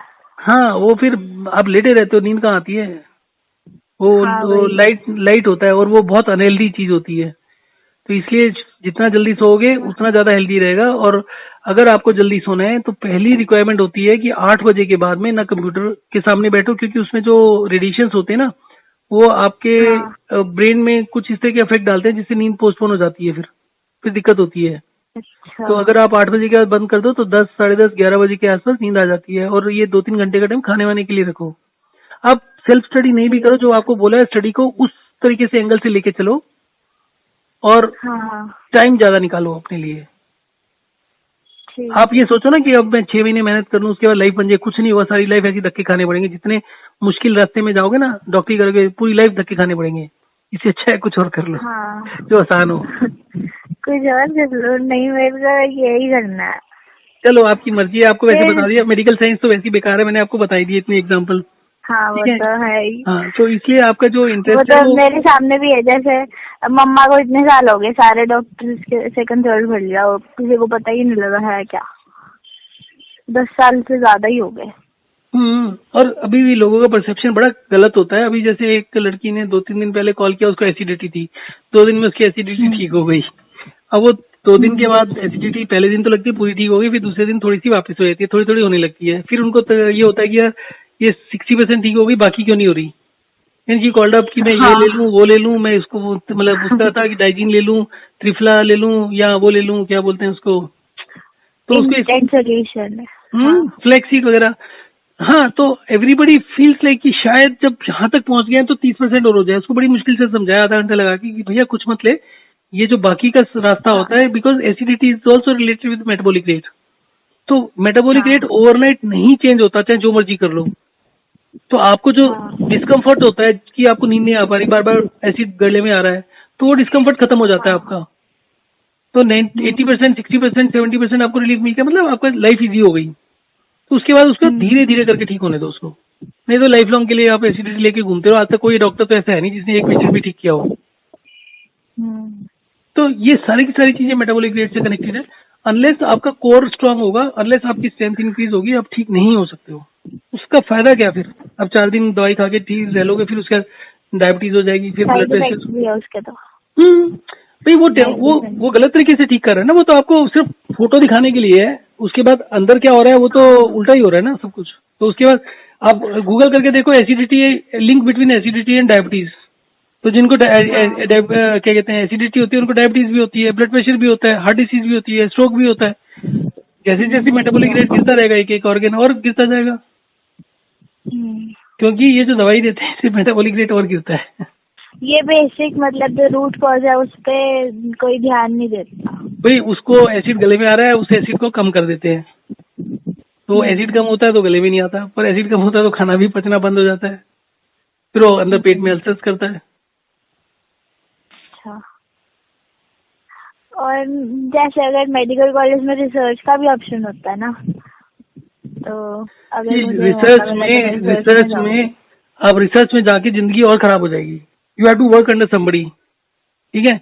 अब जैसे मैं कुछ अच्छा। रिसर्चर्स के कांटेक्ट में हूँ, तो अब उनको हाँ। अपना इलाज तो मेरे से करा रहे हैं और रिसर्च करने में लगे हुए उन चीजों का जिसका कोई रिजल्ट है। नहीं है। तो फिर रिसर्च। ठीक, मैं आपको अच्छा, इसी पे कर रहे हैं क्या, मेटाबॉलिक रेट? नहीं मेटाबॉलिक नहीं, न्यूरो मतलब न्यूरॉन, मतलब ब्रेन के ऊपर कर रहे हैं, क्या बोलते हैं उसको। अच्छा अच्छा अच्छा। अ, तो उसमें प्रॉब्लम ये है कि क्या? आपने मैथमेटिक्स पढ़ा हुआ है, आपने वो पढ़ा हुआ है, क्या बोलते हैं, परमुटेशन कम्बिनेशन। नहीं। परमुटेशन कॉम्बिनेशन तो पढ़ा हुआ 11वीं में। कौन सा सब्जेक्ट है ये? परमुटेशन कॉम्बिनेशन आपके उसमें मैथमेटिक्स में वो नहीं होता कि है ही नहीं मेरे पास। है? मैथमेटिक्स कब है मेरे पास? तो मैथमेटिक्स ही छोड़ दिया? नहीं, मेरे पास जैसे एक ही सब्जेक्ट की चॉइस थी स्कूल में, तो मेरे पास मैथमेटिक्स नहीं है। ओहो, अच्छा। तो इसमें क्या होता है कि जैसे आपके पास 3 डिजिट है। हाँ। आपको दूसरे तरीके से समझाता हूँ। 2 रेज़ टू द पावर 2 कितना होता है? 4। 4। हाँ। 2 रेज़ टू द पावर 3 कितना होता है? 8। 8। छोटे छोटे नंबर है ना, तो हाँ, हाँ, लाइफ इजी लगती है। अब सोचो हाँ, अगर 2 रेज़ टू द पावर 40 होता है तो कितना बड़ा नंबर हो जाएगा? हाँ। लाखों में जाएगा, करोड़ों में जाएगा या? हाँ, हाँ, ये फाइंड करने की ना एक ट्रिक बताई थी फिजिक्स के सर ने, पर मैं भूल गई। अच्छा। एनीवे, तो ये जो नंबर होता है ना 2 रेज़ टू द पावर 40, ये बहुत बड़ा हो जाता है। ये बिलियंस और ट्रिलियंस को पार कर जाता है। ठीक है। अब उसको मैं आपको एग्जांपल देके बताता हूँ। आप एक फोटोकॉपी पेपर होता है ना, पतला सा पेपर, हाँ, हाँ, उस पतले से पेपर को ले लो और एक जमीन पर रख दो, सड़क पर रख दो। हाँ, अगले दिन उस पर 2 पेपर रख दो, उसके अगले दिन 4 रख दो, उसके अगले दिन 8 रख दो, तो ये बंडल बड़ा हो जाएगा ना। ठीक है। हाँ, कितने दिन के अंदर ये बंडल चंद्रमा को पार कर जाएगा? हाँ। 42 डेज के 42 डेज के अंदर ये बंडल चंद्रमा को 60,000 किलोमीटर से आगे पार कर चुका होगा। अच्छा, ये कैसे, मतलब प्रूफ किया है? प्रूव क्या है? आप इसको कैलकुलेट करना चाहो, कॉपी पेंसिल लेके कैलकुलेट कर सकते हो। आपने अच्छा, कभी रिम देखा है? ठीक है। पेपर का रिम देखा है कभी? क्या? पेपर का रिम देखा है कभी? Ring? Ream ream 500 paper ream? होते हैं ना, पेपर का पैकेट देखा है? फोटोकॉपी के पेपर का 500 का हाँ, हाँ, पैकेट हाँ, हाँ, देखे देखे। उसकी मोटाई कितनी होती है? 1-1.5 इंच होती है ना। हाँ, तो वो 500 पेपर हो गए। हाँ, 2 रेज़ टू द पावर 10 कितना होता है? 1028। हाँ, 1028 होता है। हाँ, ठीक है। ये मेरे टेस्ट में क्वेश्चन था। ठीक है, 1028 हो गया। हाँ, हाँ, तो 1028 कम से कम 2 इंच हो गया।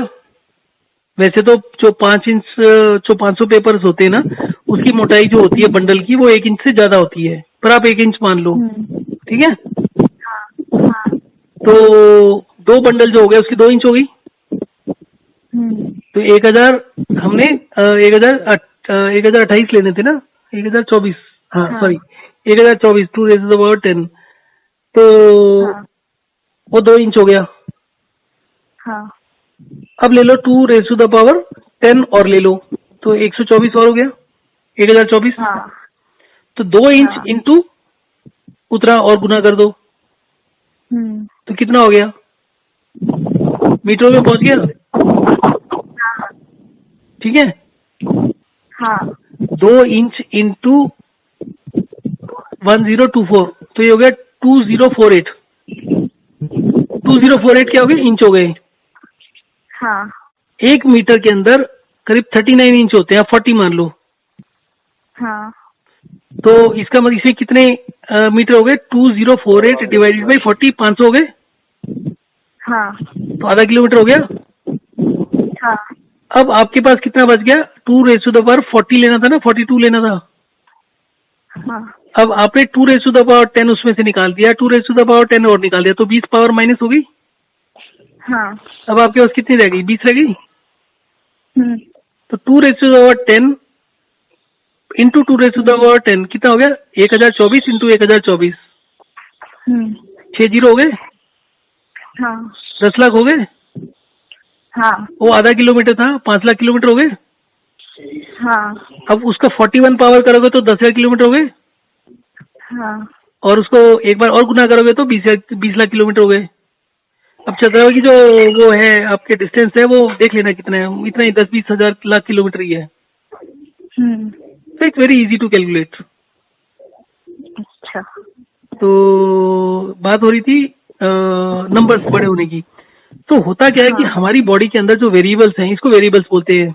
आपने 10th में वेरिएबल्स वगैरह तो पढ़े ही होंगे, एक्स वाई। हाँ, एक्सपोनेंशियल वेरिएबल।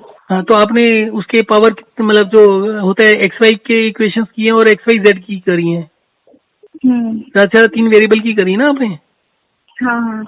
तो एक्स वाई को क्या बोलते हैं, variables. When you change one variable तो rest of the variables change. तो जब आप किसी भी चीज के ऊपर काम करते हो बॉडी के ऊपर, तो बॉडी में कितने वेरिएबल्स हैं, millions and billions of variables. आपके जो एमिनो एसिड चेन्स होती हैं वही मिलियंस बिलियंस में होती है। हाँ हाँ। फिर आपके न्यूरॉन्स हैं, फिर आपके मतलब मिनरल्स हैं, प्रोटीन्स हैं, प्रोटीन्स के अलावा कार्बोहाइड्रेट्स हैं, फिर आपके फैट्स हैं, फिर आपके एंजाइम्स हैं, आपके हार्मोन्स हैं, आपके और पता नहीं क्या क्या केमिकल्स मॉलिक्यूल्स वगैरह क्या और बहुत सारी चीजें हैं। तो दीज आर ऑल वेरिएबल्स।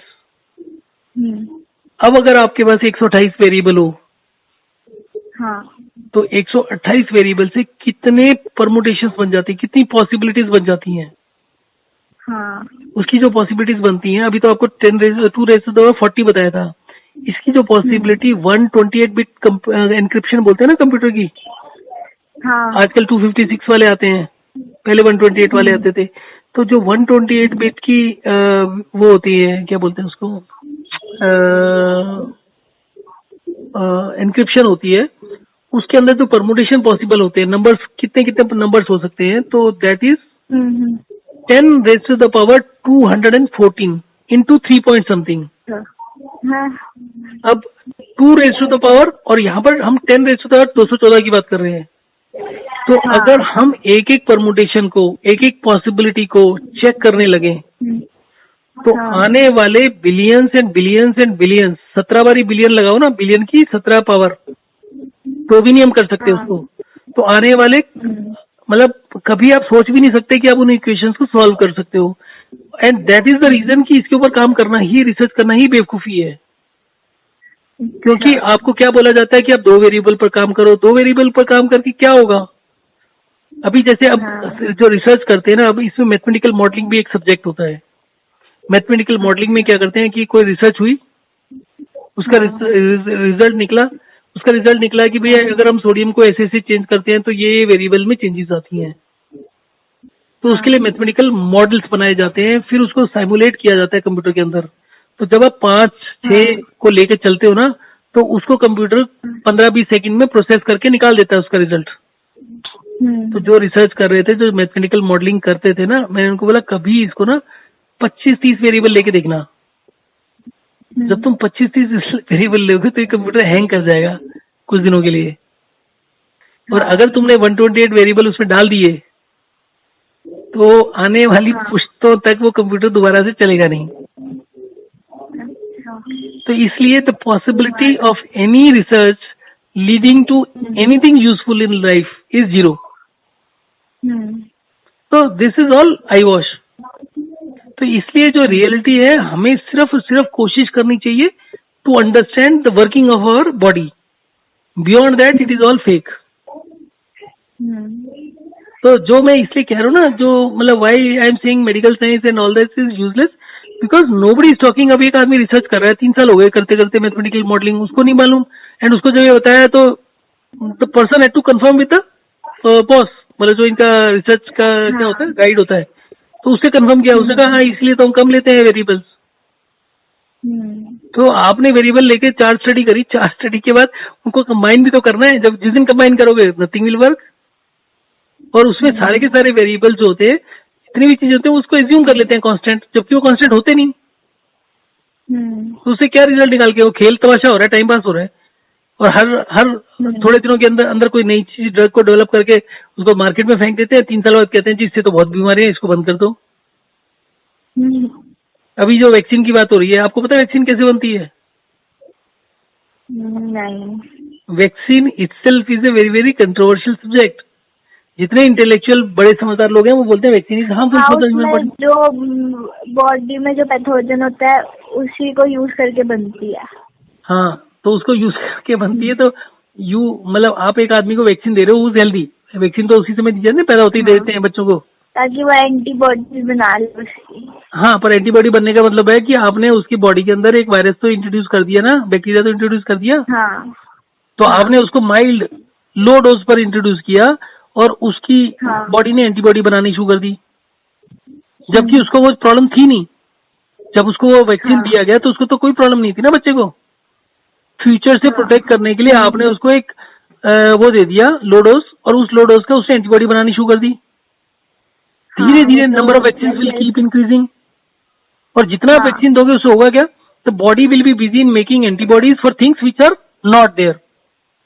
तो हाँ there is an overall limit also ना कि बॉडी कितनी एंटीबॉडीज बना सकती है ऑफ ऑल टाइप्स। तो वंस यू हाँ, reach that limit then it's AIDS, तो फिर इट्स कैंसर। एंटीबॉडी बनेगी नहीं। हाँ, इट्स देन हाँ एड्स एंड कैंसर ना। तो एड्स हाँ इसी वैक्सीनेशन की वजह से एड्स चालू हुआ, और उसको कवर अप करने के स्टोरी हाँ बना दी, कहानी बना दी, कहीं का कहीं घुमा दिया सारी चीज को। एक जिससे हुआ है। आप बताओ ना, एड्स का नाम तो ये ना डिफिशियंसी, ना इम्यूनो डिफिशियंसी तो है। हाँ तो आप जब बॉडी के अंदर इतने वैक्सीनेशन डालोगे, उस वैक्सीनेशन से इतने सारी एंटीबॉडीज बननी शुरू हो जाएंगी जिसका कोई काम ही नहीं है। तो बॉडी की कैपेबिलिटी हाँ अनलिमिटेड एंटीबॉडी बनाने का थोड़ी होती है। आपका ब्लड प्रेशर है तो ब्लड प्रेशर की एक लिमिट है ना, 200 तक जाएगा, 250 तक जाएगा, फिर तो आदमी मरेगा ना। हाँ तो इसी तरीके से आपकी बॉडी की जितनी कैपेसिटी एंटीबॉडी बनाने की हो गई, उसके बाद बेचारे का जो मेटाबॉलिक सिस्टम था वो वीक था, तो बंदा फटा। कुछ जिनका वीक होता है वो जल्दी बीमार होते हैं, मर जाते हैं, उनको जल्दी हो जाता है। There are thousands of cases जिनका एड्स का कोई कनेक्शन, कोई दूर दूर तक कोई रीजन नहीं था होने का, बच्चों को हुआ है। तो दिस बच्चों इज, को। हाँ मतलब इसमें बहुत कंट्रोवर्सी, बहुत मेजर कंट्रोवर्सी है, उसको अभी छोड़ दो आप। तो all I am saying is medical science is useless completely, computer science is better option. पर मेरे को इंटरेस्ट ही नहीं है, फिर मुझे बायो में इंटरेस्ट है। सी देयर इज समथिंग, बायोलॉजी एक बात मतलब समझो, ह्यूमन बॉडी में इंटरेस्ट है। पर उसमें कोई भी चीज ऐसी नहीं जो आप समझ पाओगे जिंदगी में। जिंदगी में तो आने वाले 1 करोड़ साल के अंदर भी कोई नहीं समझ सकता। अपनी बात छोड़ दो, ये शुरू शुरू में ना एक जोश होता है, ठीक है। जिस समय आदमी 10 साल उसमें लगा देता है ना, फ्रस्ट्रेट होने लगता है तो पागल होता है। देयर इज नो पॉसिबिलिटी, इसलिए मैं कह रहा हूँ। और मेरा पूरा जो है ना, पूरा ये ताम झाम है, this is based on this fact only, कि डॉक्टर्स और medical science can never do anything. हाँ अब इसको अभी समझ नहीं रहे हो ठीक से, कभी फिर कभी बात करेंगे, आप अभी इसके बारे में सोचना कभी। वो पॉसिबिलिटी नहीं है इस मेडिकल साइंस में, उसको खत्म करना ही पड़ेगा। This medical science is totally to be destroyed. हाँ, रेवोल्यूशनाइज तो कर सकते हैं। पर हाइड्रेशन डिहाइड्रेशन का अगर आप इस सिस्टम के ऊपर चलोगे ना, कि तो हमारे जो वाइटल ऑर्गन्स है 2 है, किडनी और लीवर, अब हाँ इसी के ऊपर हाँ फोकस करना शुरू करो तो सारी बीमारियां खत्म हो जाएंगी। आप मेटाबॉलिक रेट के ऊपर फोकस करो, सारी बीमारियां ठीक हो जाएंगी। Dehydration, metabolic rate and hydration, dehydration, ये 3 कंसेप्ट, और इन्फ्लेमेशन, इन्फ्लेमेशन, मेटाबॉलिक रेट, और क्या था तीसरा, metabolic rate, dehydration and inflammation. ये 3 कंसेप्ट अगर आप ठीक से समझ लोगे ना कैसे काम करते हैं ह्यूमन बॉडी में, तो आपको मेडिकल साइंस करने की जरूरत नहीं है। और मेडिकल साइंस में तीनों के बारे में आपको एक लाइन नहीं पढ़ाई जाएगी, जो पढ़ाई जाएगी वो आपकी समझ में नहीं आएगी। आप कोशिश करके देख लो। इन्फ्लेमेशन है आपके सब्जेक्ट में कहीं पर? इन्फ्लेमेशन, हाँ जैसे हमें 9th क्लास में पढ़ाया था, वैक्सीन भी तभी पढ़ाई थी। इन्फ्लेमेशन, मेटाबॉलिक, तो मुझे नहीं पता। इन्फ्लेमेशन, मेटाबॉलिज्म, आगे और इन्फ्लेमेशन, मेटाबॉलिज्म एंड थर्स्ट नहीं, इन्फ्लेमेशन, मेटाबॉलिज्म एंड पता नहीं कौन सा डिहाइड्रेशन था, क्या था, भूल जाता हूँ बार बार। ये 3 चीजें ही इम्पोर्टेंट हैं, बाकी कोई भी चीज इम्पोर्टेंट नहीं है। ये 3 चीजों की वर्किंग समझ लो, दुनिया में कभी कोई बीमारी नहीं होगी। और ये तीनों चीजों के ऊपर मेडिकल साइंस कुछ बोलती नहीं है। अब डिहाइड्रेशन के ऊपर आपको कुछ नहीं मिलेगा, कोई पेपर, कोई स्टडी नहीं मिलेगी डिहाइड्रेशन के ऊपर। इसी तरीके से आपको इसके ऊपर कोई स्टडी नहीं मिलेगी इन्फ्लेमेशन के ऊपर। आपको जिंदा रहने के लिए इन्फ्लेमेशन इज नेसेसरी, जबकि डॉक्टर कहता है कि आपको इन्फ्लेमेशन हो रही, दवाई ले लो, ये ठीक हो जाओगे। तो inflammation is necessary, excess inflammation is bad. वो एक्सेस कब है और कब कम है, कब ज्यादा है, यू नेवर नो। और उसको दवाई से बैलेंस करना इज इम्पॉसिबल। तो you need to have very deep understanding of inflammation, क्या होती है, कैसे होती है, क्या क्या फैक्टर्स हैं। उसके ऊपर कोई काम ही नहीं होता, एक भी स्टडी नहीं है उसके ऊपर। तो मैं कर सकती हूँ, स्टडी कर सकती हूँ pharma industry is so big. आज की डेट में जो कोरोना हो रहा है, आपको क्या लग रहा है कोरोना में क्या है? आपको क्या लगता है आज से 5 साल पहले कोरोना नहीं होता था लोगों को? ये तो HIV वायरस और मलेरिया वायरस का मिक्सचर है। कैसे बोल दिया आपको? तो न्यूज वाले तो यही बताते हैं। अरे नहीं नहीं, ऐसा कुछ नहीं क्या है। पता। वो तो उसकी मेडिसिन वगैरह दे रही ना, उसका मिक्सचर नहीं है, ऐसा कुछ नहीं है। सी, आपको ये मालूम है कि किसी भी चीज को टेस्टिंग किट बनाई ना किसी ने? हाँ। टेस्टिंग किट कैसे बन गई? आपको लगता है कि एक सैंपल लिया एक आदमी से, उसको टेस्टिंग किट बना दी, वो 5 मिनट में एक टेस्टिंग किट बन गई? आज की डेट में टेस्टिंग किट बनाने वाली कितनी कंपनीज हैं, गिनी चुनी है ना? हाँ। उनको भी टेस्टिंग किट बनाने में महीनों लग गए, और हर एक की टेस्टिंग किट की जो कैपेबिलिटी है वो सबकी अलग अलग है। हाँ। पहले जो शुरू की टेस्टिंग किट आ रही थी वो 3-3, 4-4 दिन में रिजल्ट निकाल रही थी, अब वो घंटे में हाँ। रिजल्ट निकल रहा है। तो एवरीथिंग इज डिफरेंट। तो इसका मतलब है टेस्टिंग किट को डेवलप करते करते बहुत टाइम लगता है। अब हाँ। टेस्टिंग किट बनाने के लिए एक सैंपल से आप टेस्टिंग किट कैसे बना सकते हो? लाखों सैंपल चाहिए। इसका मतलब है कि this work of making the testing kit must be going on for at least 6 months और 1 ईयर। लाखों लोग उस समय तक हो चुके थे। तो ये तब से है आप बताओ ना क्या है? कोरोना। आप मान लो कोई चीज फ्री में बेचते हो, मैं आपको मान लो एक काम देता हूँ कि मैं ये चीज आपको पैसे मैं दूंगा, आप फ्री में बेचने शुरू कर दो, तो व्हाट डू यू थिंक कि आप पहले दिन कितना बेच पाओगे? 10, 20, 50, 100? हाँ। उसके बाद इट टेक्स टाइम। आपको एक टेस्टिंग किट बना के पूरी दुनिया के अंदर मार्केट करना है, बेचना है। तो do you think it takes 1 day only? And testing kits were distributed all over the world within few days. तो ये जो इतना भी काम है टेस्टिंग किट बनाने का, प्रोडक्शन का, मैन्युफैक्चरिंग का, डिस्ट्रीब्यूशन का, ये सारा इट टेक्स टाइम। जो लॉजिस्टिक्स होता है उसको टाइम लगता है। तो कम से कम साल भर पहले तो कोरोना हो ही चुका था, तब से ये काम चल रहा था कि इसको बिजनेस चाइना में ही हुआ था। यू नेवर नो कहाँ हुआ था। हो सकता है हिंदुस्तान में हुआ, हो सकता है पूरी दुनिया में, सब जगह हो रहा था। You are not specific. See, these are the viruses जो कि हमेशा डेवलप होते ही रहते हैं। इसको चाइना से, एनिमल मार्केट से लिंक करना इसे बेवकूफी। हाँ। डोनाल्ड ट्रम्प बेवकूफ ही है। ट्रम्प सब ऐसे ही हैं, सब ऐसे ही हैं, सब nobody is trying to understand anything, सबको पॉलिटिक्स है। आप इसी का इन्वेस्टिगेट कर लो ना कि ये भाई किसने बनाई है, किट कैसे बनी है। किट के बनाने का मैन्युफैक्चरिंग का प्रोसेस होता है ना, उस प्रोसेसिंग के पीछे पड़ जाओ तो आपको पता चल जाएगा कितने साल पुराना है। जिस समय ये कोरोना वायरस एक एक को जिस तरीके से पकड़ के चेक करने की कोशिश कर रहे हैं, दैट इज फुलिश। आज की डेट में मैं गारंटी कर सकता हूँ कम से कम 10 करोड़ लोगों को कोरोना वायरस है। 10 करोड़ लोगों को? हाँ, इंडिया में भी बहुत होगा फिर तो। इंडिया की बात कर रहा हूँ, इंडिया में 10 करोड़ है। इंडिया में स्लो है। 10 करोड़ लोग कम से कम हैं इस समय कोरोना वायरस वाले। वर्ल्ड में या इंडिया में? इंडिया में, इंडिया में। इंडिया में 10 करोड़? हाँ। अच्छा, तो ये नंबर्स क्यों फेक क्यों दिखाते हैं? ये जब टेस्ट होगा तब पता चलेगा ना सबके। जब 137 करोड़ लोगों की टेस्टिंग हो जाएगी तो पता चलेगा कितने को है कितनों का नहीं है। वही टेस्टिंग किट कौन सी परफेक्ट है? हाँ। टेस्टिंग किट भी तो और आज तो ऐसे भी कह रहे हैं कि सिम्टम्स ही नहीं है नए केसेस में।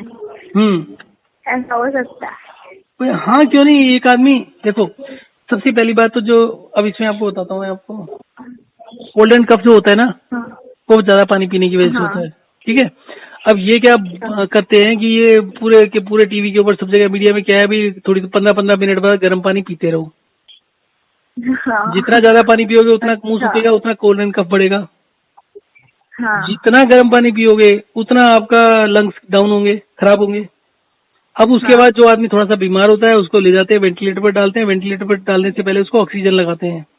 वो जो ऑक्सीजन होती है वो ह्यूमिड एंड हॉट ऑक्सीजन होती है, जो 500 लीटर्स पर मिनट की रफ्तार से लंग्स में डाली जाती है। वो लंग्स के सारे टिश्यूज को खत्म कर देती है, वीक कर देती है, बहुत एक्सट्रीमली वीक कर देती है। तो जो नॉर्मल कोर्स के अंदर उसमें जो स्पैज्म होना होता है, जो कफ ऊपर आनी होती है वो ऊपर आती नहीं है, वो पूरे लंग्स भर जाते हैं, आदमी मर जाता है 2 दिन में। तो this is the treatment which is killing the people. It is not the corona virus which is killing the people. Corona virus को रिवर्स करना 12 घंटे का काम होता है।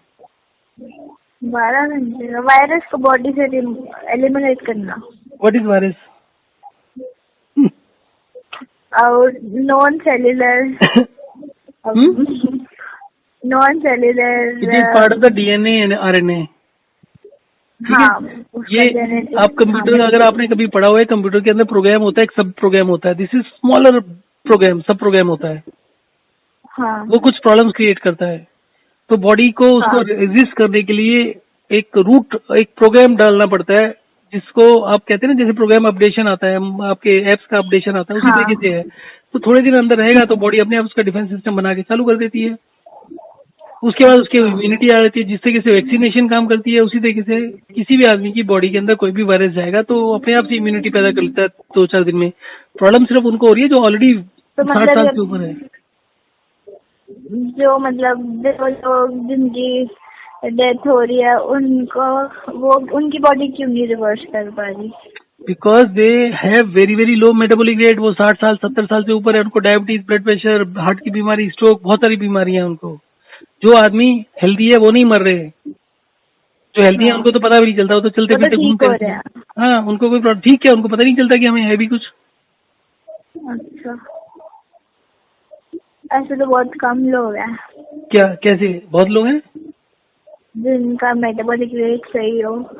क्यों? ये जो कपूर कपूर थी, क्या नाम था उसका? कनिका कपूर थी, कौन थी? ऋषि कपूर। नहीं, कनिका कनिका कपूर। कपूर। कनिका कपूर थी ना, हाँ जो सिंगर है। हम्म, हाँ, तो वो भी तो घूम रही थी, उसको क्या तकलीफ थी? वो जबरदस्ती पकड़ के अंदर कर दिया। अच्छा उसको कुछ नहीं था। वो चल फिर रही थी, बुखार हो गया था और तो कुछ नहीं था उसको। उसने थोड़ी कहा था मुझे एडमिट होना है, उसको जबरदस्ती पकड़ के ले गए थे। अच्छा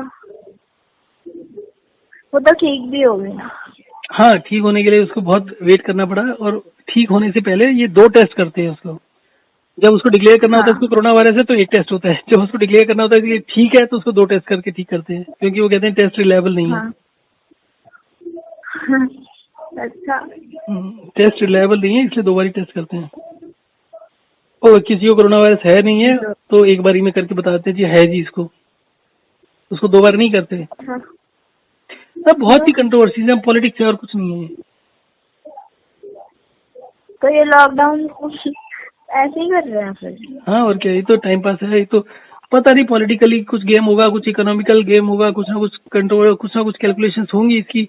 अब China was becoming a bigger power, China was a threat to USA, so could be that, could be they are trying to sell something. अब वो उनको फेल हो रहा है, अब इन्होंने हॉस्पिटल्स बंद करा दिए, हॉस्पिटल्स की इनकम बंद हो गई, तो हाँ अपने आप से they are hard press, everybody is hard press in the economy to say. Economy political situation भी तो हो जाती है ना कि लोग मर रहे हैं। अब डॉक्टर्स हॉस्पिटल रोज के रोज फिगर हाँ निकालेंगे, इतने लोग मर गए, इतने लोग मर गए, इतने लोग मर गए, हाहाकार मच जाएगा, लोग सरकार को कोसने लगेंगे। अब सरकार के पास कोई चारा नहीं है पॉलिटिकली हाँ प्रेस की, भाई वो बंद कर दें सब कुछ, सो दैट भाई हर कोई चाहता है ना कि सरकार कुछ करे। अगर 1 लाख लोग सीधा हम्म हॉस्पिटल में भर्ती हो गए तो क्या होगा? हम्म अब सबकी इनकम बंद हो गई तो अब सब कह रहे हैं नहीं जी सब ठीक है, खोल दो इसको। हम्म। हॉस्पिटल डॉक्टर्स की भी इनकम बंद है अभी, तो सब रो रहे हैं घर बैठे हुए। तो स्कूल वाले भी तो बोल देंगे। स्कूल तो नहीं खुलते अक्टूबर तक। स्कूल अक्टूबर तक नहीं खुलेंगे। अक्टूबर तक। बहुत देर हो गई। आज बहुत बात हो गई, फिर कभी करेंगे, आज मैं बाकी काम कर लूँ आज। ठीक है। हाँ ओके। हाँ ज़्यादा टाइम हो गया। ओके। हाँ जी अब मेरे को बस यही करना है। 10 AM और 6 PM वाला रोटी। हाँ हाँ, करो करो, और ये हाँ वॉक इन थोड़ा सा बढ़ाओ अपना। हाँ ठीक है। ठीक है थैंक यू। ठीक।